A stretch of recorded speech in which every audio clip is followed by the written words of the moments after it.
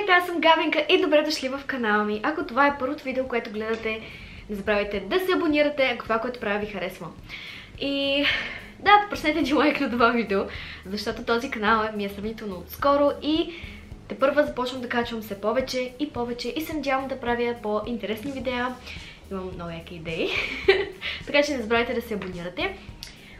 И днескашното видео ще бъде много интересно, защото ще ви покажа какво си купих от Sephora в София, защото аз съм от Пловдив и за първи път отивам в Sephora.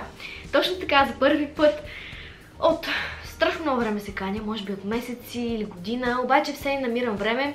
Обикновено когато в София ходим с Евгений по работа за един ден и направо отиваме сутринта, вършим се работата и веднага се прибираме.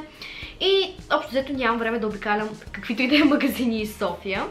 Дори и това Кат кафе, което супер много му се кефим. Не знаем къде е и не сме отишли. Ако някой знае адреса, моля да го остави. Знам, че е на центъра в София някъде, но няма точния адрес. И така, това видео ще бъде за ето тази чантичка, която си купих. Тя е пълна с неща в косето.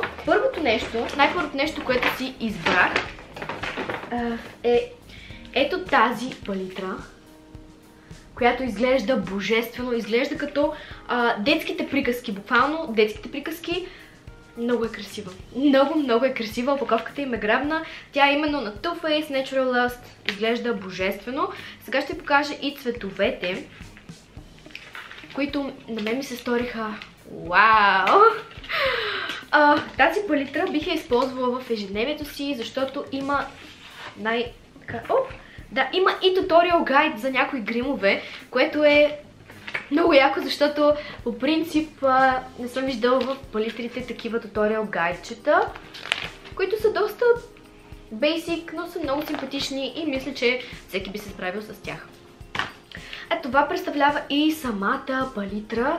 Цялата блести и е супер яка, като някои от детайлите са матирани, като пълнчето, а пък буквите и всичко останало е златно. И буквално напомня на приказка. От тези детските приказки, които просто ги отваряте и четете с най-голям интерес. Тези хубавите детски приказки. И така изглежда и самата палитра.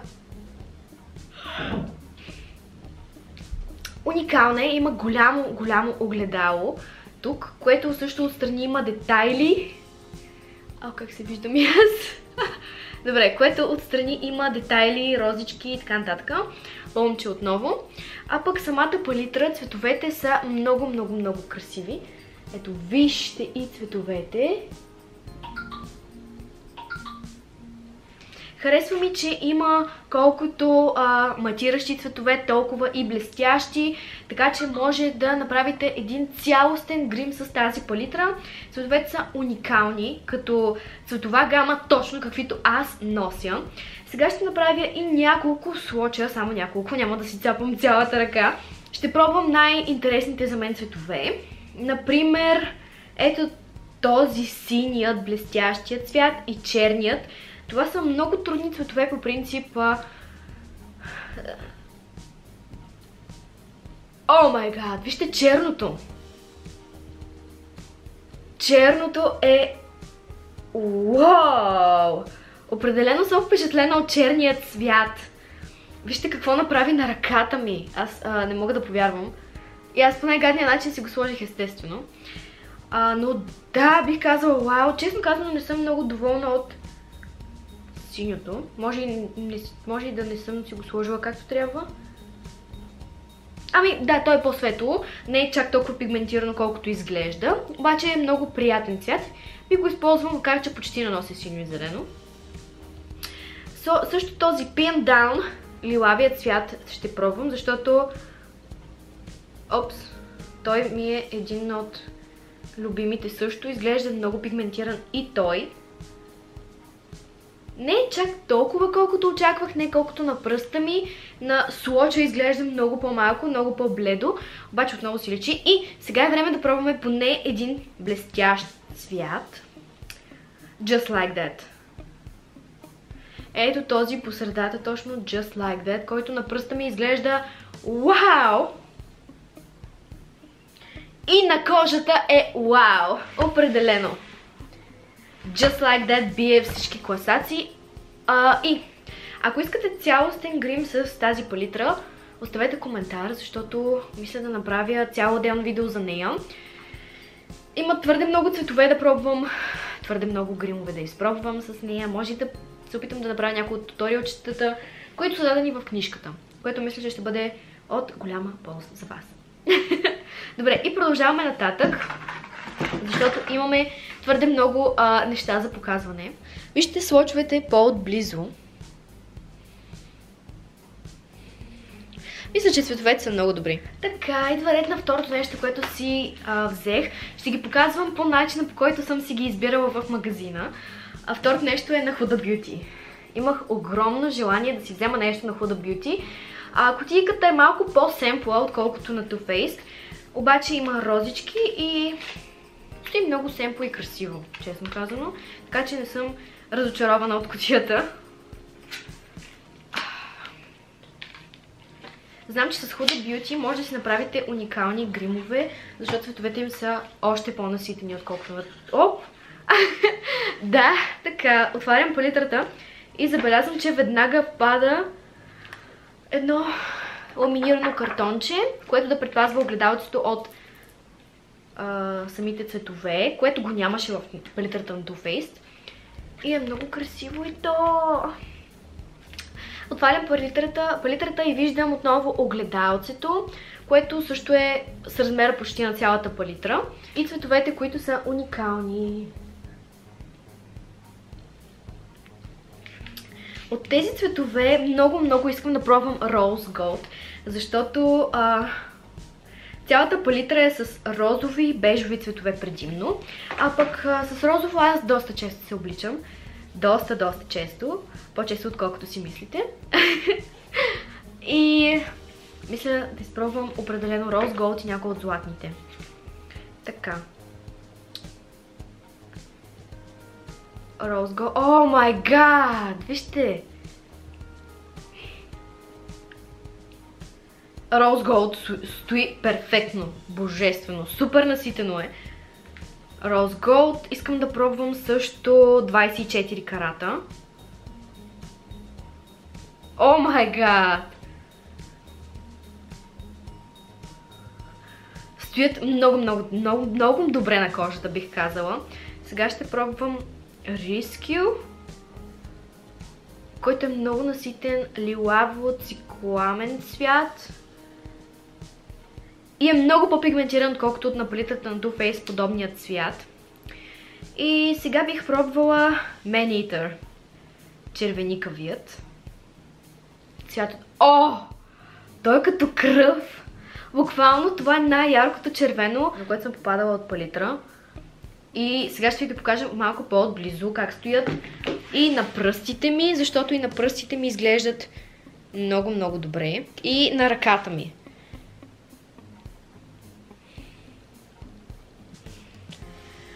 Мисля, че съм супер доволна от тази палитра и за нея нямам търпение да направя видео, ревю, нещо от този род. Може и да кача нещо такова в Instagram, кратко клипче, как си правя грим с някоя от тези палитри.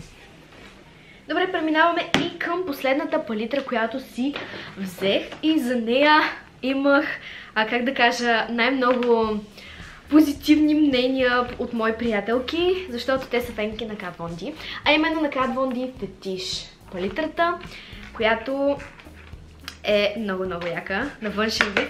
Най-ми допада от всички. Кутийката не е нищо особено, честно казано. Спрямо Too Faced не е нищо особено. Черно и червено, просто обаче вътре има звездички, което е един много малък, обаче много симпатичен елемент. Отзад има цветовете, естествено. А самата палитра е кожена. Точно така кожена е и е с конци. Самия надпис е написан с конци, е избродиран върху кожата. И самата палитра стои много изискано, масивно и изглежда много стилно. Отваряме я и отново виждаме голямо огледало, което е почти колкото цялата палитра. Има съвсем малък черен елемент и пише естествено надписа Kat Von D. Цветовете тук са лилаво, бежово, червеникаво, кафяво, синьо, има всякакви цветове тук, което също много ми харесва, защото е много разнообразна палитрата, не е примерно с черно-червени цветове, както е самата опаковка. Вижте я. И ще пробвам някои от цветовете. Естествено ще пробвам както блестящите, така и матиращите.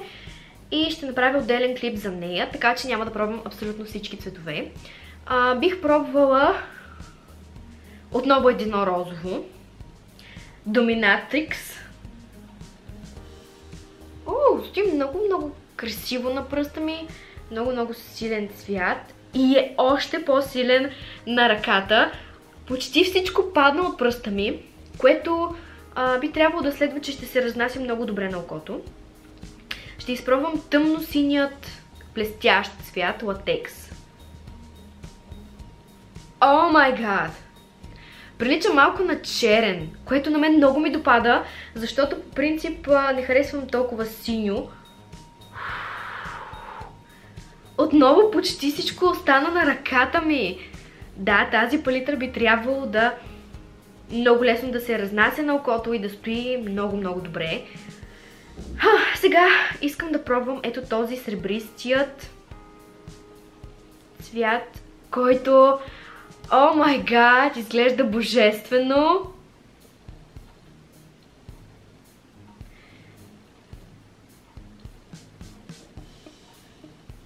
И отново почти целият продукт остана на ръката ми, а не на пръста ми. Гледайте, пръстите ми останаха супер бледи, а всичко е на ръката. Аз не мога да повярвам. И още един блестящ. Кой да си избера? Не, още един. И сега е време за матиращ. Корсет, лилавият, естествено.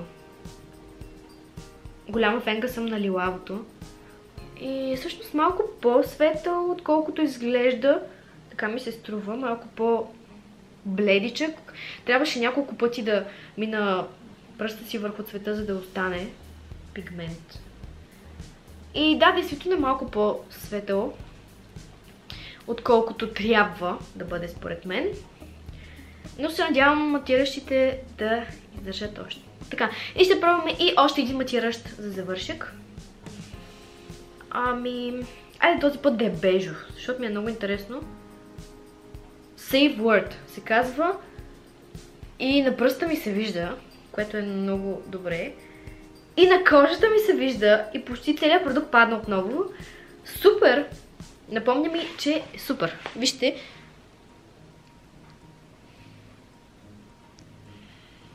Всеки един цвят се вижда и стои много красиво, така че да, фетиш ми е определена една от фаворитските палитри, като изключим, може би, лилавия цвят, който останах малко разочарована от него. Както може би знаете, ако сте си купували неща от Sephora, дават ви много подаръци.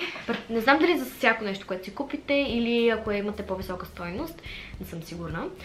Обаче на мен ми дадоха доста подаръци.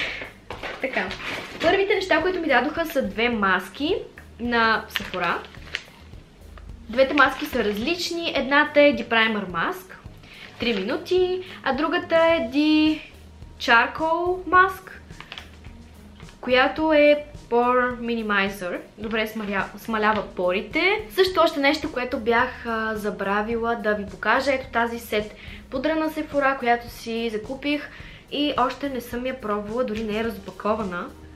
И нямам търпение да я изпробвам, защото както може би някои от вас знаят, имам проблем с мазна кожа. Да, кожата ми доста бързо се омазнява и в момента използвам фиксираща пудра, обаче не съм изобщо доволна от нея. Използвам тази на Essence. Тя е много бюджетна пудра, другерийна и реших, че трябва да си взема нещо малко по-професионално. Много се чудих за тази на Kat Von D, защото съм чувала много добри отзиви за нея, обаче реших да пробвам и тази на Sephora, защото до сега абсолютно нищо не съм пробвала на самата марка. И да, общо взето. Виждам, че горе си е запечатана, което е много добре. Тадам. Добре.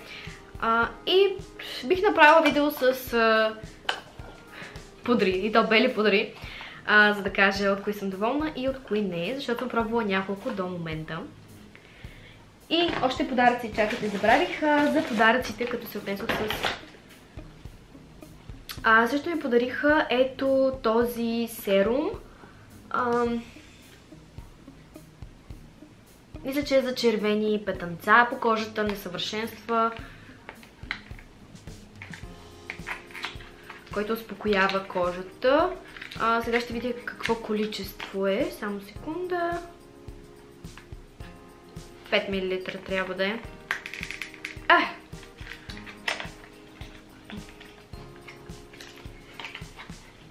Да. Ето го, изглежда съвсем миниатюрно, тестърче, много миличко и сладко изглежда. Обаче искам да го помириша него. Мирише билково. Да, мирише билково по-скоро. Derma Green Solution. Найс. Бих си го ползвала с удоволствие. И добре, още едно такова са ми подарили. Едно парфюмче, което мирише много хубаво. Pure Music, мисля, че се казва. Това тестърче за чантата е перфектно. Перфектно. И мирише божествено, така че определено ще си го ползвам. Аз много харесвам такива малки парфюмчета за чантата. Даже предпочитам малките опаковки, защото във всяка чанта има почти по едно. И съм много доволна. Последното нещо са ето тези кремчета. Антистрес хидратация. Добре. Ето така изглежда опаковката им. Не знам колко струват по принцип тези неща, които ми ги подариха. Естествено ще ги отворя от грешната страна. Но едва ли струват чак толкова много, при положение, че са мини версия, тестърчета. Между другото, аз много се чудих дали да не си взема някои неща, които ги продават като мини версия на неща от Sephora, защото аз не знам дали някой продукт ще допадне на кожата ми, дали ще ми стои добре и затова не ми се дават чак толкова пари, примерно за целия продукт, а пък с мини версията мога да си преценя. О, колко са сладки! Супер миниатюрни са и изглеждат много сладко. Това е едното, а другото е абсолютно същото. Още едно такова миниатюрно. Много са сладки. И да, това беше всичко за това видео, за целия анбоксинг. Касовата бележка пада. Ако ви е харесало това видео, не забравяйте да се абонирате, да праснете един лайк и да оставите коментар кои палитри биха ви харесали, с кои да направя ревю най-напред. Това беше всичко от мен и бай-бай!